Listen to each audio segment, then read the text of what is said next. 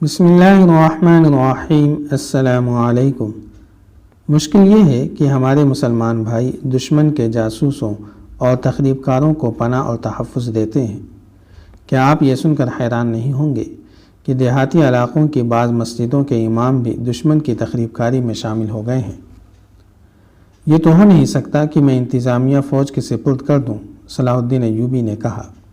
فوج جس مقصد کے لیے تیار کی گئی ہے یہ اسی کی تکمیل کا فرض ادا کرتی رہے تو سلطنت کے لیے بھی بہتر ہوتا ہے اور فوج کے لیے بھی۔ جس طرح ایک کوتوال سالار کے فرائض سر انجام نہیں دے سکتا، البتہ ہر سالار کو یہ ضرور معلوم ہونا چاہیے کہ کوتوال کیا کر رہے ہیں۔ ہر سالار کو باخبر رہنا چاہیے کہ انتظامیہ کیا کر رہی ہے۔ کیا واقعی فرائض میں کوتاہی تو نہیں ہو رہی؟ میرے رفیقو، ہمیں خدا نے تاریخ کی سب سے زیادہ کڑی آزمائش میں ڈال دیا ہے۔ مصر کے حالات آپ نے سن لیے ہیں۔ سوڈان کا حملہ ناکام ہو گیا ہے۔ تقی الدین اپنی غلطیوں کی بدولت سوڈان کے صحرا میں پھنس کے رہ گیا ہے۔ اس کی فوج چھوٹی چھوٹی ٹولیوں میں بکھر گئی ہے۔ اس کی پسپائی بھی ممکن نظر نہیں آتی۔ میں کہہ نہیں سکتا کہ محترم زنگی کرک فتح کر لیں گے یا نہیں، لیکن اسے بھی میں اپنی ناکامی کہتا ہوں۔ آپ انتہائی مشکل حالات میں بھی میدان جنگ میں دشمن کو شکست دے سکتے ہیں، مگر دشمن نے جس محاذ پر حملہ کیا ہے اس پر دشمن کو شکست دینا آپ کے لیے بظاہر آسان نظر نہیں آتا۔ آپ تیب غزن ہیں، صحراؤں کا سینہ چیر سکتے ہیں، مگر مجھے خطرہ نظر آ رہا ہے کہ صلیبیوں کے اس محاذ پر آپ ہتھیار ڈال دیں گے۔ حاضرین میں چند ایک جوشیلی اور پرعزم آوازیں سنائی دیں۔ سلطان ایوبی نے کہا، اس وقت جو فوج مصر میں ہے وہ جب شوبک اور کرک کے محاذ سے مصر گئی تھی تو اس کے کمانداروں اور عہدیداروں کا جذبہ بالکل ایسا ہی تھا جیسا آج آپ کا ہے، مگر قاہرہ پہنچ کر جب انہوں نے دشمنوں کے سبز باغ دیکھے تو بغاوت کے لیے تیار ہو گئے۔ اب اس فوج کی کیفیت یہ ہے کہ آپ اس پر بھروسہ نہیں کر سکتے۔ ہم ایسے ایک ایک کماندار اور عہدیدار کو قتل کر کے دم لیں گے، ایک سالار نے کہا۔ ہم سب سے پہلے اپنی صفوں کو غداروں سے پاک کریں گے، ایک اور نے کہا۔ اگر میرا بیٹا صلیبیوں کا دوست نکلا تو میں اپنی تلوار سے اس کا سر کاٹ کر آپ کے قدموں میں رکھ دوں گا، ایک بوڑھے نائب سالار نے کہا۔ میں اس قسم کی جوشیلی اور جذباتی باتوں کا قائل نہیں، سلطان ایوبی نے کہا۔ حاضرین کا جوش غضبناک ہو گیا۔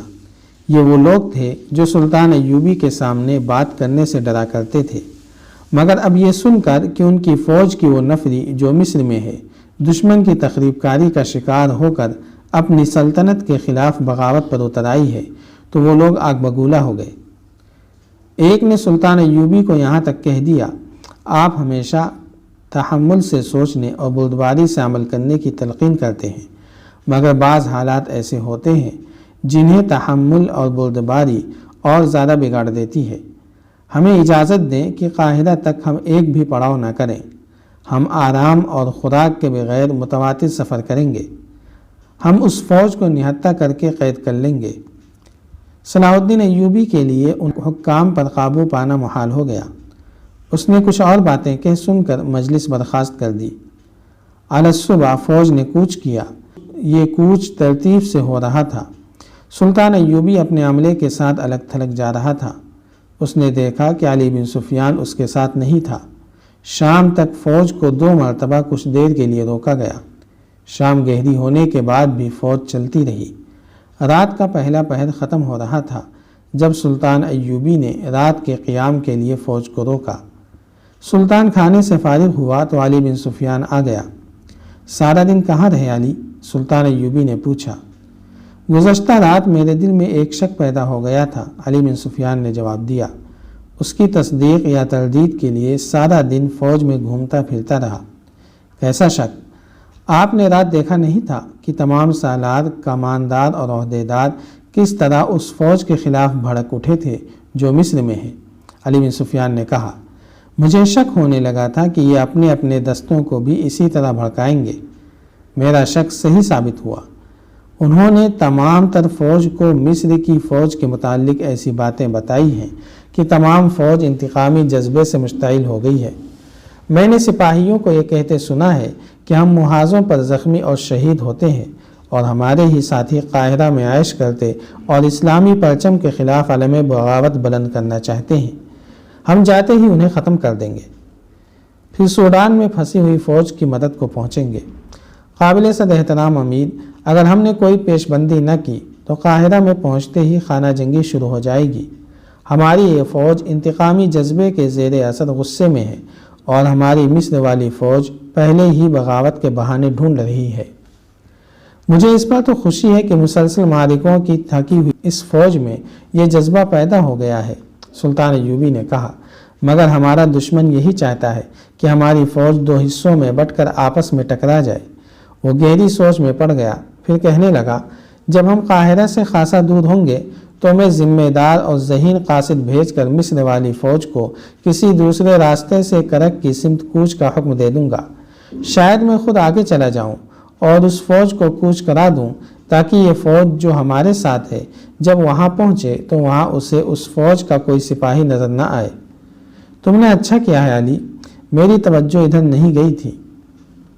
وہ پراسرار غیب دان جس کے متعلق سرحد کے دیہاتی علاقوں میں مشہور ہو گیا تھا کہ آسمان سے آیا ہے، خدا کا دین لایا ہے اور مرے ہوں کو زندہ کرتا ہے، اپنے مصاحبوں کے قافلے کے ساتھ سفر کرتا تھا۔ جنہوں نے اسے دیکھا تھا وہ کہتے تھے کہ وہ بوڑھا نہیں، اس کی داڑھی بھورے رنگ کی اور چہرے کی رنگت گوری بتائی جاتی تھی۔ اس نے سر کے بال بڑھا رکھے تھے۔ لوگ بتاتے تھے کہ اس کی شربتی آنکھوں میں پورے چاند جیسی چمک ہے اور اس کے دانت ستاروں کی طرح سفید اور شفاف ہیں۔ اس کا قد اونچا اور گٹھا ہوا بتایا جاتا تھا اور وہ بولتا تھا تو سننے والے مسحور ہو جاتے تھے۔ اس کے ساتھ بہت سے مصاحب اور بہت سے اونٹ تھے۔ سامان والے اونٹ الگ تھے جن میں سے بعض پر بڑے بڑے مٹکے لدے ہوتے تھے۔ اس کا قافلہ آبادی سے دور رکتا اور وہ وہیں لوگوں سے ملتا تھا، کسی آبادی میں نہیں جاتا تھا۔ وہ ایک جگہ سے کوچ کرتا تو اس کے آگے آگے کچھ لوگ اونٹ اور گھوڑے بھگا دیتے اور راستے میں آنے والے لوگوں اور بستیوں میں خبر کر دیتے تھے کہ وہ آ رہا ہے۔ یہ لوگ ہر کسی کو اس کی کرامات اور روحانی قوتوں کے کرشمے سناتے تھے۔ لوگ کئی کئی دن اس کے راستے میں بیٹھے رہتے تھے۔ جس رات علی بن سفیان صلاح الدین ایوبی کو بتا رہا تھا کہ محاذ سے قاہرہ کو جانے والی فوج مصر میں مقیم فوج کے خلاف مشتعل ہو گئی ہے، اس رات وہ غیب دان قاہرہ سے بہت دور ایک نخلستان میں خیمہ زن ہوا۔ اس کا ایک اصول یہ تھا کہ چاندنی راتوں میں کسی سے نہیں ملتا تھا، دن کے دوران کسی کے ساتھ بات نہیں کرتا تھا۔ اندھیر راتیں اسے پسند تھیں۔ اس کی محفل ایسی قندیلوں سے روشن ہوتی تھی جن میں سے ہر ایک کا رنگ دوسری سے مختلف تھا۔ ان روشنیوں میں بھی ایک تاثر تھا جو حاضرین محفل کے لیے طلسماتی تھا۔ وہ جہاں خیمہ زن ہوا تھا اس کے کچھ دور ایک بستی تھی جس میں زیادہ تر مسلمان اور کچھ سوڈانی حبشی رہتے تھے۔ اس بستی میں ایک مسجد بھی تھی جہاں کا امام ایک خاموش طبیعت انسان تھا، ایک جوان سال آدمی کوئی 1.5-2 مہینوں سے اس کے پاس دینی تعلیم حاصل کرنے آیا کرتا تھا۔ یہ آدمی جو اپنا نام محمود بن احمد بتاتا تھا کسی دوسری بستی سے مسجد میں جایا کرتا تھا۔ اس کی دلچسپی امام مسجد اور اس کے علم کے ساتھ تھی، مگر اس کی ایک دلچسپی اور بھی تھی۔ یہ ایک جوان لڑکی تھی جس نے اسے اپنا نام سعدیہ بتایا تھا۔ سعدیہ کو محمود اتنا اچھا لگا کہ وہ اسے کئی بار اپنی بکریوں کا دودھ پلا چکی تھی۔ جاری ہے۔ اگر آپ کو یہ قسط وار سلسلہ پسند آ رہا ہے تو لائک، شیئر اور کمنٹ کے ذریعے ہماری حوصلہ افزائی کریں۔